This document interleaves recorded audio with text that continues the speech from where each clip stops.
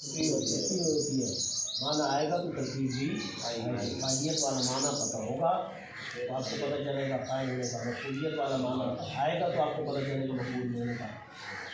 بات سمجھ آ گئی ہے نہیں؟ چلو بسم اللہ الرحمن الرحیم صلی اللہ علیہ وآلہ وسلم وہیا سبعۃ عشر حرفاً۔ آج جو ہم ترکیب پڑھیں گے وہ اس جملے کی ٹھیک ہے، وہیا سبعۃ عشر ٹھیک ہے۔ تو ہم نے پیچھے جو سابقہ جملہ تھا مذکورہ جملہ اس کو تبدیل کہہ دیا تھا یا کوئی ہے تو ہم لوگ کو کہہ دیا تھا۔ جب کہہ دیا تھا تو یہ وہ کون سی بنے گی؟ وہ استنافیہ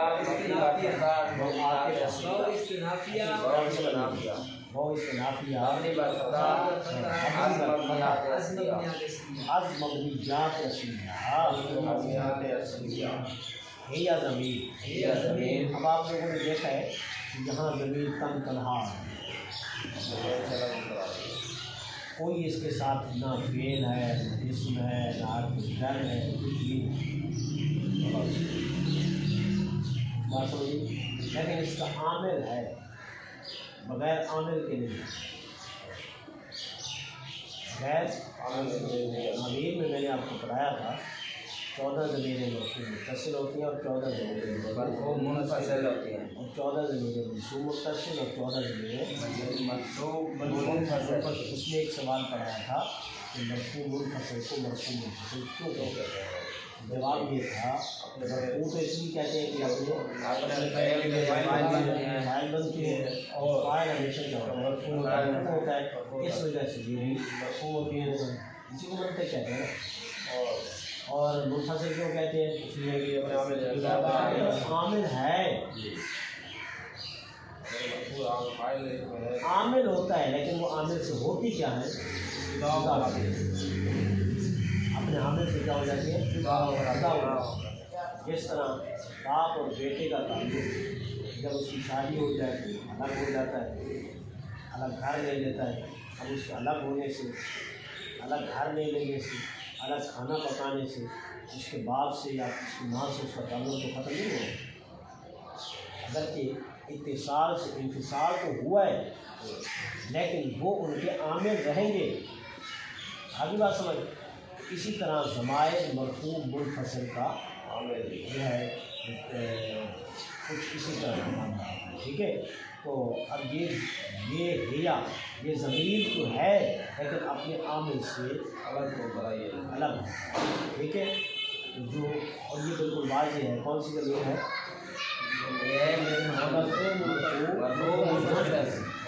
ٹھیک ہے، ضمیر مرفوع ضمیر مرفوع منفصل کون سی ہے؟ ہوا ہما ہم۔ آگے بات سمجھ۔ ہیا ضمیر مرفوع منفصل واحد مؤنث غائب مبنی بالفتح و مبنی اصل مشابہت محلا مرفوع مبتدا۔ اگر مرفوع منفصل ہوگی تو مبتدا بنے گی، اور اگر منصوب منفصل ہوگی تو پھر وہ مفعول بنے گی۔ کبھی مفعول مقدم آ جائے گا، وہ موقع محل مناسب۔ آگے بات سمجھ۔ چلو تو محل مرفوع مبتدا، مرفوع مبتدا، کچھ سمجھ بات آئی یا نہیں آئی میرے بھائی؟ جب یہ کہیں گے محل مرفوع مبتدا تو اس کا عامل کون سا بنے گا؟ ابتدا مانوی۔ سبعۃ عشر من وعن ترکیب ثلاثۃ عشر، ٹھیک ہے۔ ثلاثۃ عشر سے لے کر اثنا عشر تسعۃ عشر تک ان کی ترکیب ایک جیسی ہے، ٹھیک ہے۔ سبعۃ عشر مرکب بنائی بہر دو جز مبنی بالفتح باشد ممیز۔ بات سمجھ آ گئی؟ حرفاً اسم مصدر ثلاثی مجرد صحیح البا فعولا یفعلو جو حرفا یحرفو اسم مفرد منصرف صحیح غور برکات ثلاثہ لفظیہ منصوب بفتح لفظاً تمیز ممیز و تمیز خبر مبتدا بخبر جملہ اسمیہ خبریہ تردید. آپ کچھ کہنا چاہتے ہیں؟ اس مصدر میں کیسے ہوگا؟ حرف یحرف حرفا او حارف تحریف اس وجہ سے اس کو ضرب بن گیا. آگے بات سمجھ. اور صحیح اس میں مصدر اس کے اوپر دو زبر نہیں ہے. مصدر پر زبر نہیں آ سکتی. تمیز ہمیشہ کیا ہوتی ہے؟ منصوب ہوتی ہے. تمیز کیا ہوتی ہے؟ جی سمجھ آ گئی سب کی؟ جی کرو ترکیب ذرا. اختلافیہ مبنی بر فتح ضمیہ تسلیہ. یہ ضمیر مرفوع منفصل واحد مؤنث واحد مبنی بر فتح ومن مشابہ محلا مرفوع مبتدا. سبعۃ عشرہ مرکب بنائی بہر دو دل مبنی بر فتح باشد میز حرف اسم مجلس ثلاثی مجرد صحیح الباء فعل یفعل جو حرف یعرف اسم مفرد منصرف صحیح غور برکات ثلاثی لفظیہ منصوب بفتح لفظا تمیز منصوب بفتح لفظا تمیز ممیز با تمیز خبر مبتدا مبتدا با خبر جملہ اسمیہ وغیرہ. آگے سمجھ میں آ گیا. کیسے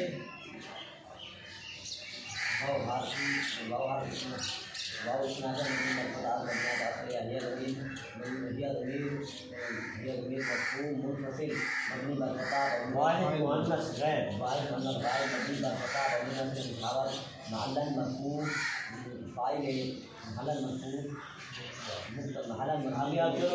آپ چلو. سبعۃ عشرہ مرکب بنائی بہر دو دل بہر دو دل مبنی بر فتح باشد ممیز حرفا آپ چلو آگے. حرفاً اسم مصدر ثلاثی مجرد صحیح اسباب فعولا یفعلو ذو حرف یحرف اسم مفرد منصرف صحیح غور برکات ثلاثہ لفظیہ منصوب منصوب بفتح لفظا تمیز ممیز با تمیز